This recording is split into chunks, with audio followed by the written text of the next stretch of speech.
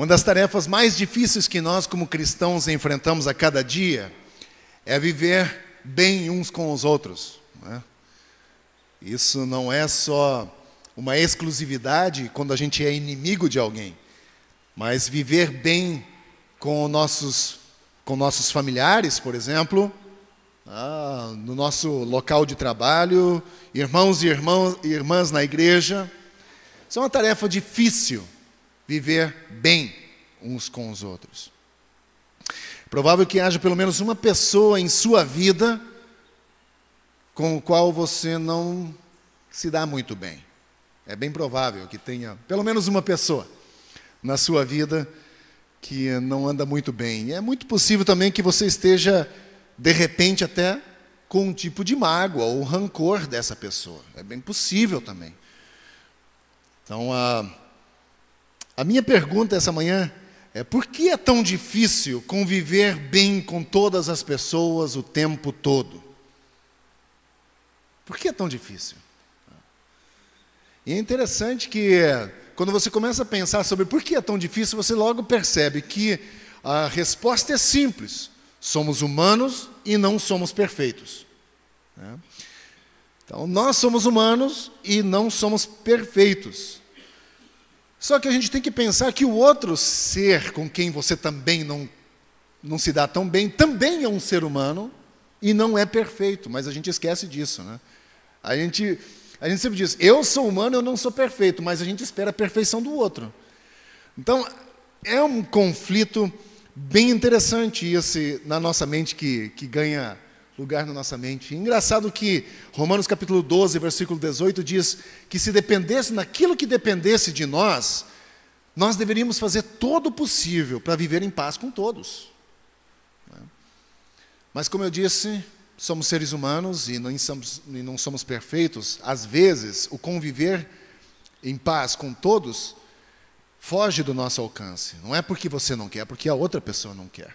Então, já não dá mais. Essa manhã eu quero, junto com vocês, estudar o texto do homicídio, né? Você vai dizer: puxa vida, mas o que tem a ver o homicídio a ver com paz, né? Mas a gente vai descobrir alguns princípios muito bons para a nossa vida, e é justamente a ideia de conviver em paz. Pode passar esse, Bruno. Não sei se você está familiarizado com a história do Natal de 1914, durante da Primeira Guerra Mundial. Isso foi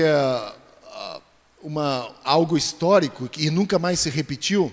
Foi uma trégua espontânea que em 1914 aconteceu no Natal. Os alemães e britânicos estavam entrincheirados no meio da guerra e era noite de Natal. E havia então esse momento onde você queria celebrar o Natal, mas estavam em guerra. Então, como é que você faz? Os alemães e ingleses se confraternizaram na terra de ninguém, no meio das trincheiras. Um estava de um lado, outro do outro. Decidiram que no meio da trincheira iriam se confraternizar, iam fazer um período de paz para poder celebrar o Natal. E uma das coisas que me chama a atenção foi que eles não somente fizeram a paz entre eles, mas também, como a gente pode ver nas outras fotos, eles jogaram futebol juntos nessa época. E foi um escândalo, porque eram inimigos, e naquela noite cantaram juntos e puderam enterrar os seus mortos que estavam espalhados naquele lugar. E o que me deixa impressionado é que duas nações declaradamente inimigas, e em determinado momento percebem que existe algo muito mais importante do que a guerra, e que precisavam parar para celebrar e lembrar de alguma coisa muito mais importante do que a guerra que eles estavam travando ali. A guerra começou, depois de alguns dias voltou de novo, né? E nunca mais se repetiu como um gesto desses, como eu disse antes. Mas como conseguimos manter as coisas bem entre nós e os outros, mesmo nós sendo imperfeitos seres humanos? Se você tem tua Bíblia, aí abre comigo então Mateus capítulo 5, versículo 21, a partir do 21. Vamos ler esse texto, onde Jesus quer ensinar um princípio um pouco mais profundo do que aquele povo já conhecia. Lembrem que nós começamos agora, nessa manhã, uma antítese de Cristo. Cria-se uma tese e Jesus traz a antítese, a antitese. Ele diz assim no versículo 21, vocês ouviram a tese, vocês ouviram o que foi dito aos seus antepassados, não matarás, e quem matar estará sujeito a julgamento. E aí ele cria a antítese. Mas eu lhes digo que qualquer que se irá contra o seu irmão estará sujeito a julgamento. Também qualquer que disser ao seu irmão, racá, será levado ao tribunal. E qualquer que disser, louco, corre o risco de ir para o fogo do inferno. Portanto, se você estiver apresentando a sua oferta diante do altar e ali se lembrar de que seu irmão tem algo contra você, deixe a sua oferta ali diante do altar e vai primeiro se reconciliar com seu irmão. Depois volte e apresente a sua oferta. Entre em acordo depressa com o seu adversário que pretende levá-lo ao tribunal. Faça isso enquanto ainda estiver com ele a caminho, pois caso contrário, ele poderá entregá-lo ao juiz, e o juiz ao guarda, e você poderá ser jogado na prisão. E eu lhe garanto que você não sairá de lá enquanto não pagar o último centavo. Esse texto é bem interessante.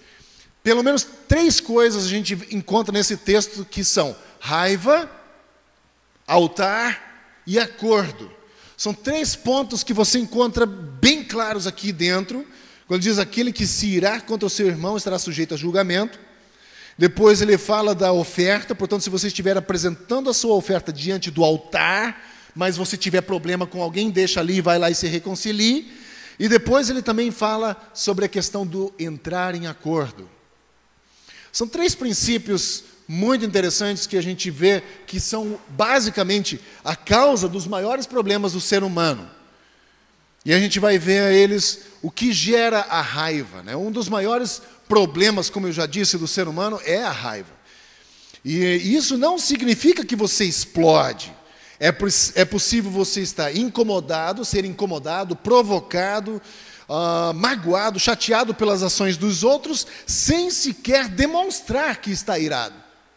É possível ficar assim, não é? Às vezes você fica irado e por fora você parece que é inatingível. E basicamente, quando eu estou com raiva de alguém, as coisas não ficam bem entre eu e essa pessoa. Se você estiver com raiva de alguém.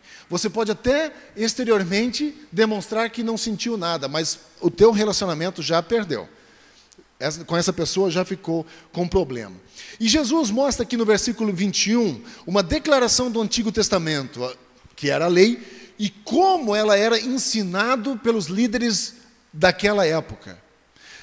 A única exigência feita naquela época era só não mate a pessoa. Se você quiser ficar com raiva, pode desejar a morte dela, pode desejar o que for, não exteriorize e não mate essa pessoa. Era assim que os judeus viviam naquela época.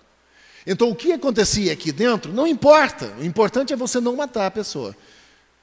Aparentemente, esse princípio é bem interessante, né?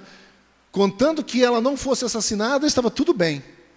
Se aquela pessoa não fosse, estava tudo bem. Mas no versículo 22, Jesus mostra a culpabilidade de todos os seres humanos. Mas eu lhe digo que qualquer que se irá contra seu irmão estará sujeito ao julgamento. Quantas vezes temos ficado com raiva sem um motivo justo? Eu gosto da definição de John MacArthur. Ele diz assim: em difamar uma criatura feita à imagem e semelhança de Deus, é o mesmo que difamar e caluniar a Deus, e é equivalente a matar essa pessoa.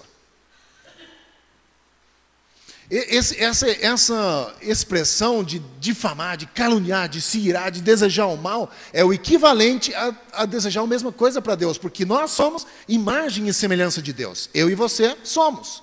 Então, se eu desejo isso tudo de mal para você, estou olhando basicamente para alguém que é a imagem e semelhança de Deus e automaticamente atingindo Deus com esse meu sentimento. Jesus está nos dizendo que a raiva que leva algumas pessoas a se tornarem assassinas é errado.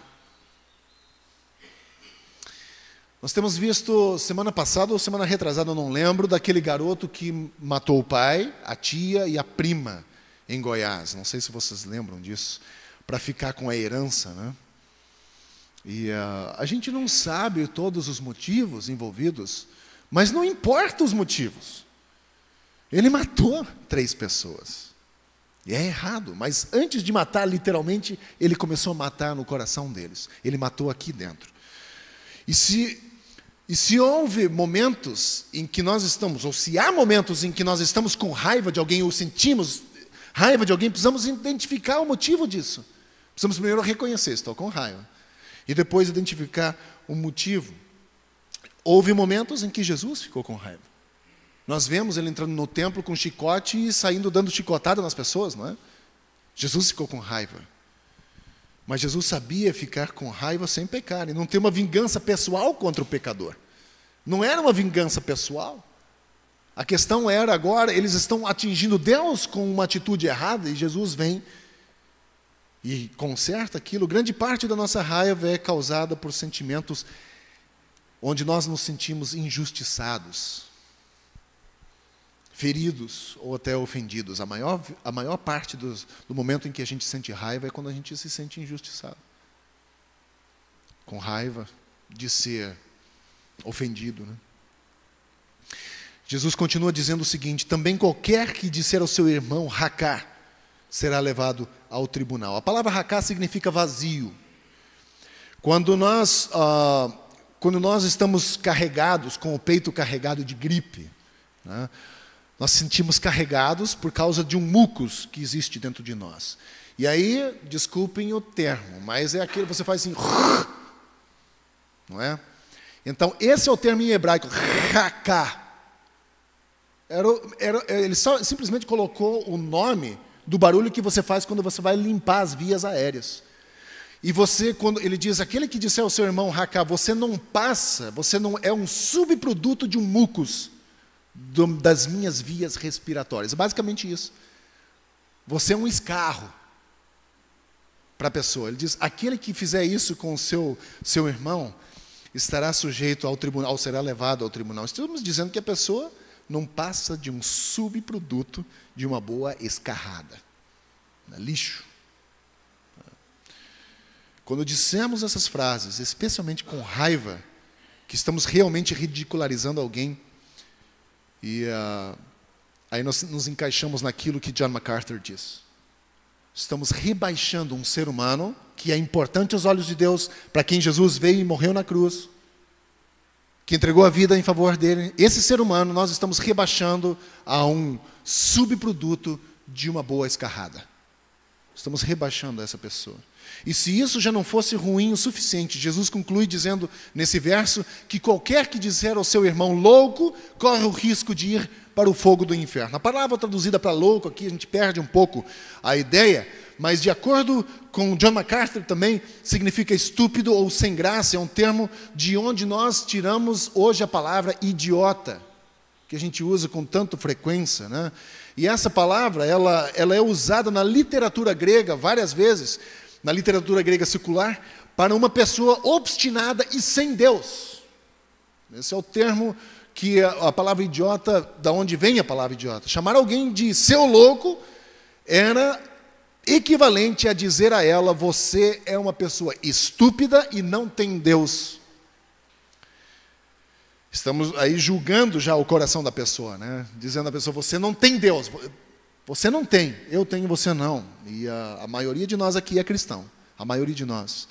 Provavelmente você é um cristão que recebeu Cristo, que tem Cristo em sua vida. E mesmo assim, em alguns momentos, você pensa, ou você pode pensar que já sentiu raiva de alguém. E talvez você possa até lembrar de pessoas contra quem você ainda guarda rancor. Pelo fato de sermos cristãos, de termos Cristo em nossa vida, de termos o Espírito Santo vivendo em nós, isso não significa que estamos livres de sentir esse tipo de coisa.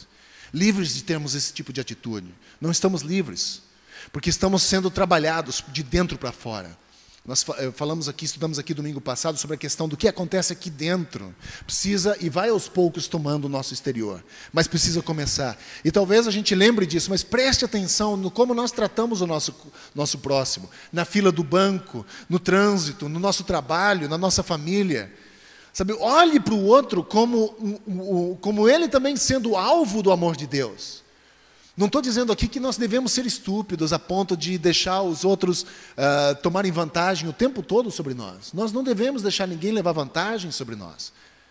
Mas nós precisamos ser pombas ou serpentes, lembra aquilo? Sejam simples como as pombas, mas espertas como as serpentes. Mas às vezes nós somos pomba, totalmente tolos o tempo todo, e às vezes somos serpente demais. Né? Precisamos de um equilíbrio na nossa vida. Precisamos ser simples como as pombas, humildes e simples, mas às vezes precisamos ter cuidado e sermos um pouco mais espertos como a serpente.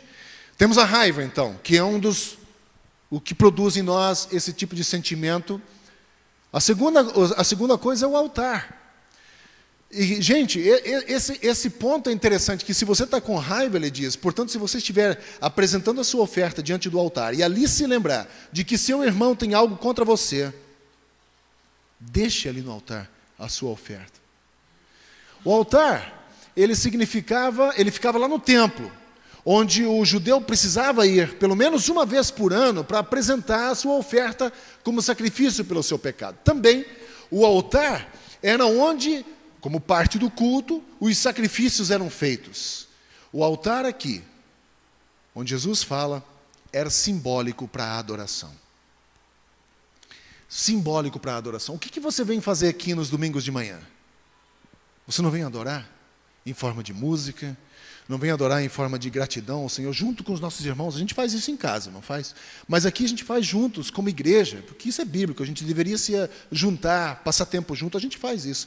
Então você tenta adorar a Deus ao ir à igreja. E você tenta adorar a Deus cantando hinos e cânticos de louvor e adoração. E você tenta adorar a Deus em suas orações. E você tenta adorar a Deus com seus devocionais pessoais. Mas quando você tenta adorar a Deus, vem à sua mente que você está com raiva de alguém. E o que ele diz para a gente fazer? Deixe de fazer isso por enquanto e vai e conserta as coisas. Ou enquanto você tenta adorar a Deus, quando isso vier na sua mente, você fez alguém ficar com raiva de você ou coisa parecida, talvez você nem quis, talvez era uma coisa que não era intencional, mas você sabe que alguém tem algo contra você. O que você faz? Pare a adoração. Diz o texto, pare a adoração. Vai e tente consertar o problema. Confesse o pecado se for necessário. Peça perdão se assim for necessário. É o que precisamos fazer, é o que a Bíblia ensina. Vai lá e faça. Se a pessoa lhe perdoar, está tudo bem. Você pode voltar à sua adoração. Continue com o coração livre. Se a pessoa não lhe perdoar e você fez de tudo o que está ao seu alcance para resolver o problema, venha adorar. Porque você tentou. Você fez a tua parte. Mas fugiu do teu controle, está fora da sua mão agora. Você fez a sua parte. Gente, é muito importante essa questão, porque começa lá no coração. Às vezes nós, exteriormente, nós cantamos, levantamos a nossa mão, não tenho nada contra, a gente pode levantar a nossa mão e louvamos a Deus, e às vezes eu sinto vontade de erguer a minha mão e adorar o Senhor. Mas precisamos olhar também dentro do nosso coração como é que está. Às vezes eu estou guardando tanta coisa. Você já teve a impressão de que você estava extremamente pesado caminhando? Eu gosto de fazer caminhadas, principalmente subir montanhas, e a minha parte favorita aqui no Rio é subir a Pedra da Gávea. E todas as vezes quando a gente sobe ali, a gente leva muita água, então a mochila pesa. Quem já fez a caminhada sabe que é uma caminhada forte, até você chegar lá em cima. Então a quantidade de água vai pesando. Só que à medida que você vai caminhando, ela vai ficando leve, porque você vai tomando a água, né? E eu fiquei pensando nisso, nós fazemos isso com a jornada da nossa vida. Nós colocamos uma mochila nas nossas costas e vamos colocando pedras dentro, que é a pedra da amargura, pedra do rancor, pedra da ira, da raiva, e vamos colocando as pedras. E chegamos numa parte da nossa caminhada onde a nossa mochila está tão pesada, mas tão pesada, que a gente não consegue mais caminhar, porque estamos carregados. E essa instrução que Jesus nos dá aqui diante do altar é que nós tiremos essa mochila e fiquemos livres, leves. Esse é o desejo de Deus para a nossa vida. Deus quer que fiquemos leves. Vai, tente se reconciliar, pare a adoração. Tente a reconciliação. Confesse se você estiver errado mesmo, confesse o seu pecado. Peça perdão. E a gente percebe que não dói tanto quando a gente começa a pedir perdão. Não dói tanto, não. Para mim, como pai, o maior desafio foi pedir perdão para o meu filho, quando eu errei. Mas sabe que quando você pede perdão para o teu filho, isso faz tão bem, porque até o filho fica assustado. Porque ele não espera que você peça perdão. Mas quando você erra, não tenha vergonha de pedir perdão para o seu filho. Mostre que você é um ser humano, que você também erra, sabe? Que tenta fazer a coisa certa, mas às vezes erra. Sabe? Pedir perdão, dizer, olha, o pai errou, vem cá, mas eu amo você, vamos, sabe? Isso faz bem. E a gente percebe que pedir perdão não dói tanto quanto a gente imagina. No versículo 25, Jesus usa uma ilustração que é bem jurídica, né? Ele diz, entre em acordo depressa com o seu adversário que pretende levá-lo ao tribunal.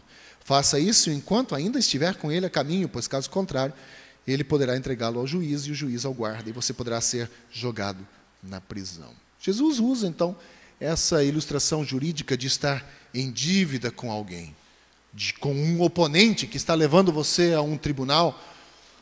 E ser jogado na cadeia naqueles dias significava sair da prisão somente quando a dívida fosse paga. É um pouco diferente do que nós temos hoje.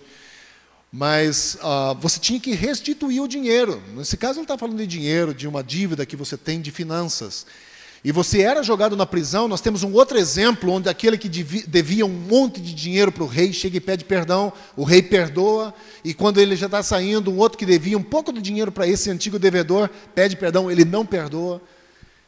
Então, a ideia era de ter que pagar de volta, ou pagar toda essa dívida antes de sair. Era um tipo de prisão de negócios ou de dívida, né? A única forma de sair era se alguém pagasse a dívida. E aqui valia a pena Jesus dizendo, antes de chegar no tribunal, onde tua causa fosse julgada, entra em acordo, tenta resolver o conflito, tenta resolver o problema.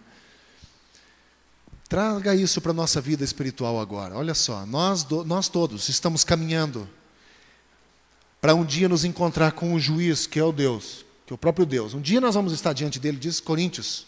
Um dia nós vamos estar diante do juiz, que é o próprio Deus. Estaremos lá. E nós estamos levando uma causa. Eu e você, de repente, estamos com raiva, com ira, com dívida com os nossos irmãos. E ao invés de resolvermos isso aqui, estamos levando essa causa diante do Senhor. Ele diz, resolva isso antes de chegar ao juiz. Resolva o problema, entre em acordo. Qual que é o problema? Conviva em paz. Busque essa resolução do problema. Faça um acordo enquanto você ainda tem tempo, enquanto vocês caminham. Entrem em acordo. Mas como isso se relaciona conosco hoje? Qual que é a relação que nós temos? Pode passar, João. Qual que é a relação que isso tem comigo e com você? É muito mais fácil nós vivermos em paz. É muito mais agradável, né? Entrar em acordo com uma pessoa do que viver discutindo com ela o tempo todo. É muito mais agradável entrar em acordo do que ter aborrecimentos. Principalmente se eu sou o culpado. Se eu sou o culpado, eu vou tentar buscar um acordo, não é? Se você é inocente no processo, você até pode, mas quando eu sou o culpado... E olha, gente, se você ler o texto aqui, ele não está falando de alguém, ele está falando de você. Entre em acordo depressa com o seu adversário que pretende levar ao tribunal. Ele está falando da gente. Se você ler esse texto, está indo na primeira pessoa. Eu estou lendo, é como se fosse eu o ofensor, o problemático. Ele diz, se você tem um problema, vai lá. Se você causou, se você trouxe prejuízo, vai lá, resolva. Entre em acordo, busque isso. É mais fácil. Jesus está aqui nos ensinando um princípio muito interessante, que nós deveríamos entender um pouco melhor, que faz parte da vida cristã. É muito melhor viver sem raiva. É muito melhor estarmos no altar, juntos como igreja de Cristo, e poder entregar nossa adoração livre de coração. É muito mais fácil ter acordo com aquele que tem algo entre nós. É mais fácil, vai, faz isso, segue esse conselho. Simples, não? Mas por que a gente não faz? Demanda da gente desejo de se dedicar a isso. Se nós formos os culpados, os devedores, deveríamos ser os primeiros a tentar endireitar o problema, né? Mas na nossa perspectiva, a gente está sempre certo, né? A gente olha e diz, não, é ele que está errado, ele que está errado. A gente tem que parar um pouco e olhar de fora, né, as coisas. E, gente, como cristão, como pastor, já sou pastor há agora 14 anos, eu tenho visto muitos problemas surgindo por causa de falta de comunicação. Rancores que crescem por causa de falta de comunicação. Coisas que são malditas, entendeu? Alguém diz A, ele entendeu B. Precisa haver um acordo, e às vezes não é mais possível entre as duas pessoas, precisa haver uma terceira pessoa para mediar o problema, para que haja essa reaproximação. Mas na maioria dos casos, são questões extremamente simples, que se tratados desde o início, não teria tanto problema. É como uma cárie no nosso dente. Ela faz um buraquinho por fora, tão pequenininho, você olha e diz, uma carizinha, e amanhã eu vou no dentista, amanhã. Mas aquele furinho que a gente vê por fora, lá por dentro começa a crescer. E quando você vai ao dentista, às vezes dá canal e todas essas coisas. Então, quando você, o primeiro sintoma, busque ajuda, tente reconciliar, tente buscar. Porque uma vez deixando de lado, o tempo só vai curar queijo. Tempo só cura queijo. Tempo não cura ferida. Mágoa, raiva, tempo não cura isso. Então eu aconselharia você, encorajaria você a olhar para esse texto e pensar na sua vida, ou de repente você vive numa situação onde você está com rancor, está com ira, está com raiva, sente mágoa, se sente machucado por alguém, a buscar resolver isso. Isso é muito importante. Vale a pena você transitar, viajar pela viagem da vida mais leve, né? E esse é o projeto de Deus para a nossa vida. Se assim não fosse, ele diz, olha só, meus irmãos, ele diz, a questão é mais profunda do que literalmente matar alguém. O matar alguém é crime, mas lembrem que lá dentro nós às vezes matamos uma pessoa sem literalmente matar alguém. Nós matamos ela aqui dentro. E isso é tão crime quanto se você tivesse matado, diz ele, aos olhos de Deus. Então vamos... O meu desejo sempre foi ter cristãos que se preocupassem mais aqui com o coração, com o que acontece aqui dentro, do que as coisas que acontecem por fora. Antes de tolir as coisas que estão por fora, vamos tolir as coisas que estão por dentro, cuidar das coisas que estão lá dentro. Então, olhe para esse texto, estude esse texto, veja se há algo em você que se encaixe aqui. Deus tem um plano para nós, plano de bênção, de paz, diz Isaías, não é? Eu, Senhor, sei o plano que tenho para você, planos de paz, de bênção, não de maldição, diz ele. Então Deus deseja abençoar a sua vida, Deus tem planos de paz para a sua vida. Aceite esse plano, caminhe com os princípios aonde esse plano o levar. Eu me apaixonei por esse texto das bem-aventuranças. São simples, aplicáveis e vivíveis, se é que existe essa palavra. Mas é possível viver por elas. Precisamos nos tornar praticantes. Que Deus nos ajude nisso, né?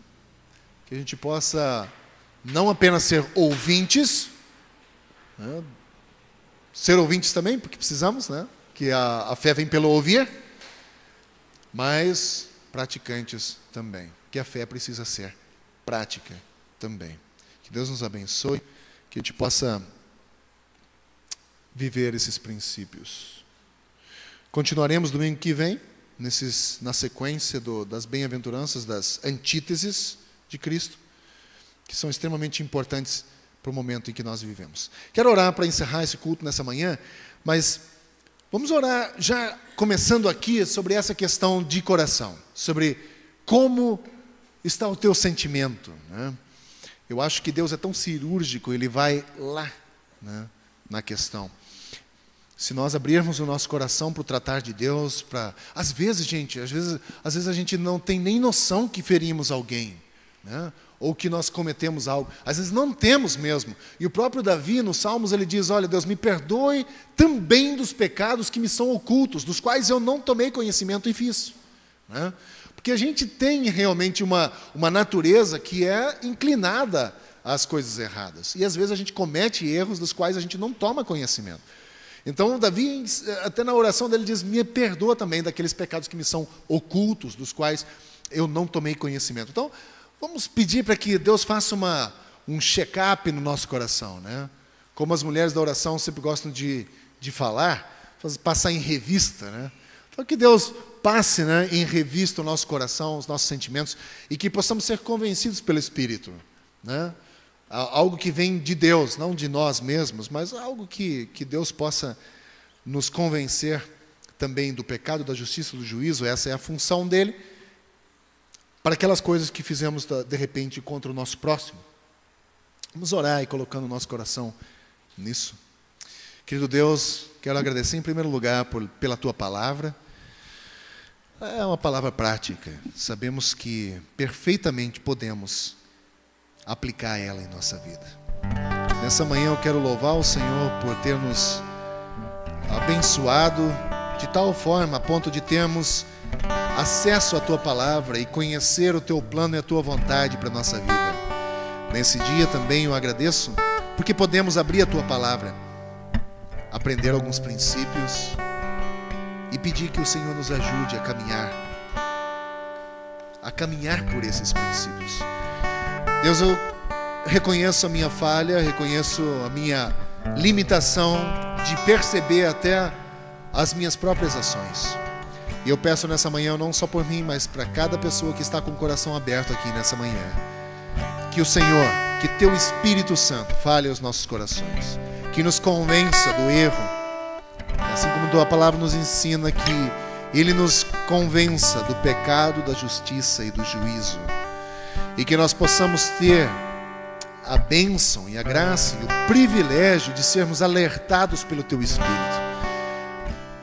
para que enquanto há tempo possamos atentar para esses princípios, para a Tua verdade, para a Tua palavra que é a verdade.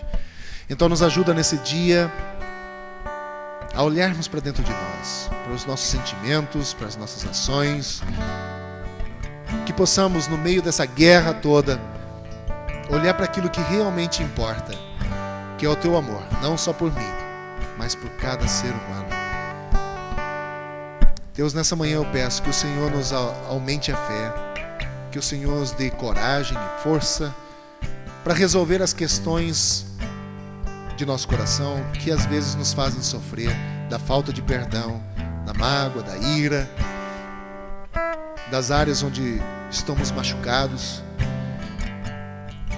Eu peço que Teu Espírito venha com a Tua cura, que nós possamos ter a coragem de buscar essa cura.